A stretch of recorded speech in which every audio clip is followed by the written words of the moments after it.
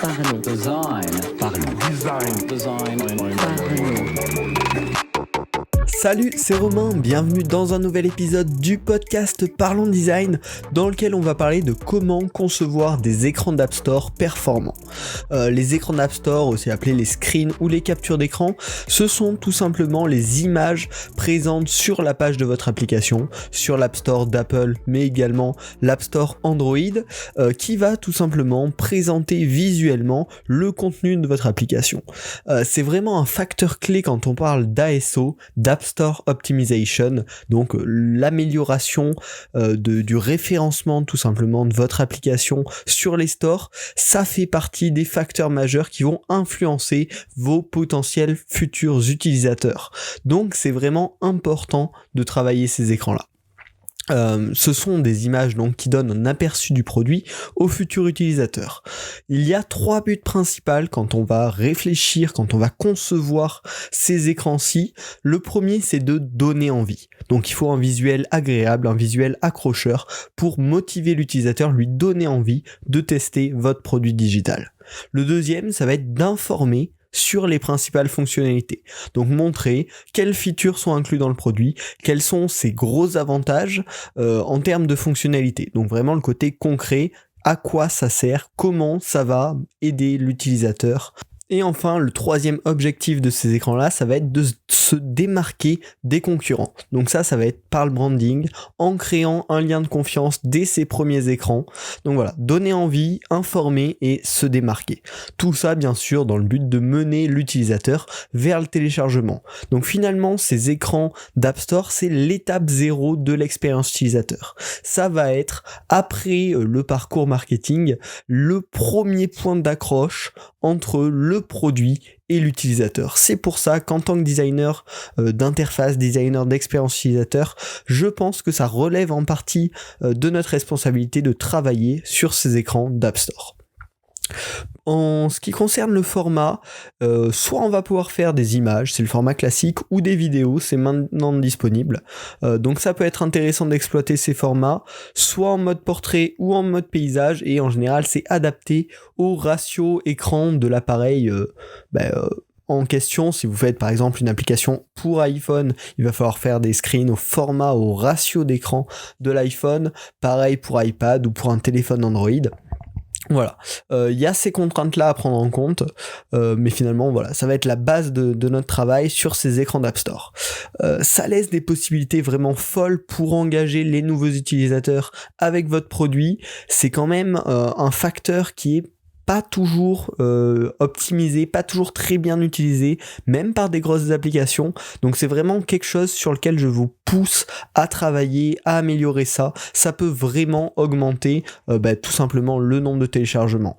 D'ailleurs, je vais vous parler rapidement de mon expérience. J'ai 3 applications iOS sur lesquelles j'ai beaucoup travaillé.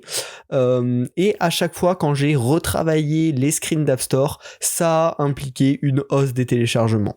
Donc pour un petit état des lieux, j'ai travaillé l'année dernière et je vous en ai parlé sur le projet Loopstern. Les screens, c'est quelque chose qu'on a retravaillé plusieurs fois. J'ai lancé récemment l'application Squared Ideas, qui est un carnet d'idées tout simplement. Les screens d'App Store sont pour l'instant en V1 et je sais qu'ils sont imparfaits. Actuellement, ils sont pas assez centrés sur les features, mais par contre, je sais que ça affirme un bon branding et ça crée un lien de confiance.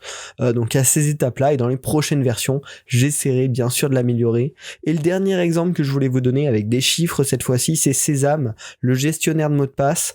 J'avais une V1 des App Store Screens qui était très moyen.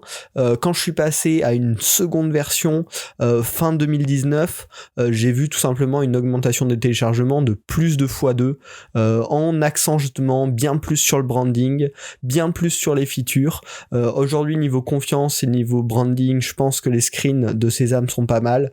Les features sont présentées un peu trop tard et donc va falloir améliorer ça dans une V3, mais c'est vraiment quelque chose qui doit s'améliorer au fur et à mesure en essayant de trouver le meilleur équilibre entre feature, branding et confiance, les 3 gros points qu'on veut faire passer avec les écrans d'App Store.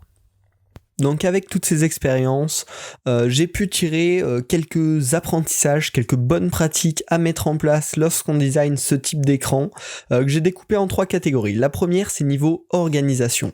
Il faut toujours penser un écran, un screen, c'est 1 à 2 features maximum. Il faut jamais surcharger ces images-là, car c'est quelque chose qui va être vu en relativement petite taille et qui doit avoir vraiment de l'impact. Chaque image doit avoir de l'impact. Donc un screen, c'est 1 à 2 features grand maximum.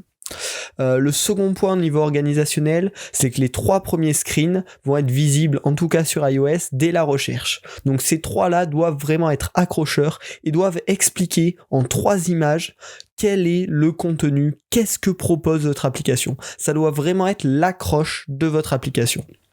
Et le troisième point sur l'organisation, c'est que bien sûr les premiers screens sont les plus importants, ceux qui seront les plus vus, ceux qui vont pouvoir capter l'attention des utilisateurs, et les derniers screens doivent uniquement présenter les features secondaires et mettre en place de la réassurance, rassurer les utilisateurs sur les bienfaits de votre produit, sur peut-être la manière dont vous respectez vos données, leurs données.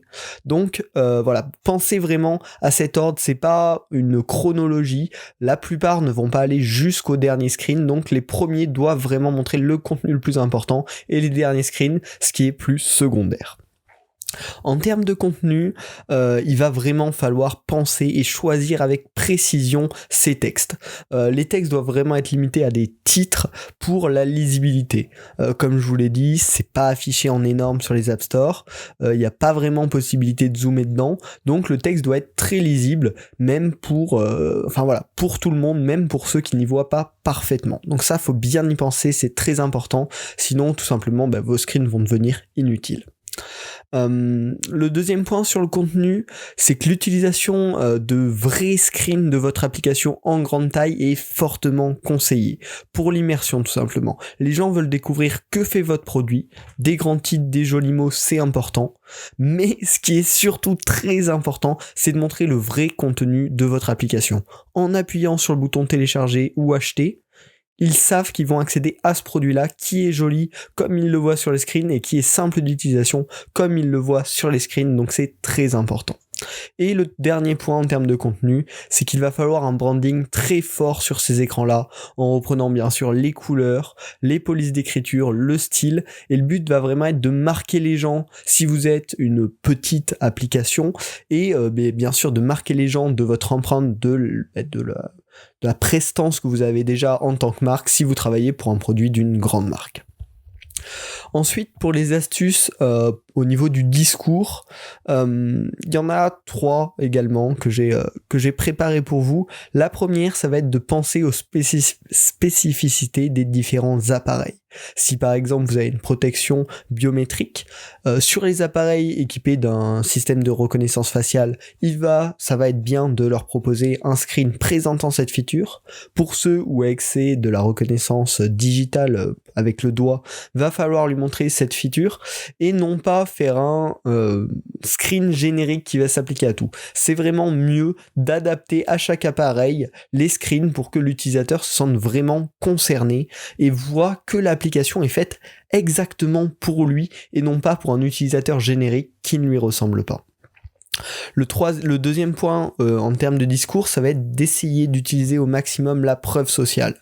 C'est vraiment un gros point pour persuader les gens de télécharger votre application et c'est vraiment à ce moment-là qu'il faut l'utiliser, la preuve sociale.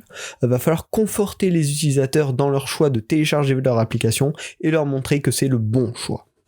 Et enfin, le dernier point, ça va être collaborer avec le marketing. Si vous avez une équipe marketing sur le produit, c'est exactement le moment auquel il faut collaborer avec eux. Cette étape des screens de l'App Store, c'est la transition entre un tunnel de conversion et l'expérience in-app, l'expérience du produit. Donc c'est vraiment le moment de collaborer avec eux. Donc voilà, pour conclure, ces écrans d'App Store, c'est un espace restreint pour engager vos utilisateurs et c'est le moment parfait pour faire valoir vos meilleurs atouts, pour confirmer le choix de l'utilisateur et le mener au téléchargement, à lancer la vraie expérience avec votre produit. Alors n'hésitez pas à y passer du temps, à le travailler, à réitérer là-dessus. Ne le négligez vraiment pas. Vous itérez sur votre produit, vous devez également itérer sur vos écrans d'App Store pour optimiser tout ça et bien sûr avoir un maximum d'utilisateurs sur vos produits. Si ce podcast t'a plu, n'hésite pas à le partager sur les réseaux sociaux, ça aide bien sûr à le faire grandir. Je t'invite également à me suivre sur LinkedIn, maintenant je le partage toutes les semaines sur LinkedIn, le podcast, donc ça peut être un très bon moyen pour le faire connaître à un peu plus de monde. Et puis on se retrouve la semaine prochaine pour un nouvel épisode du podcast Parlons Design. Salut! Parlons design. Parlons design.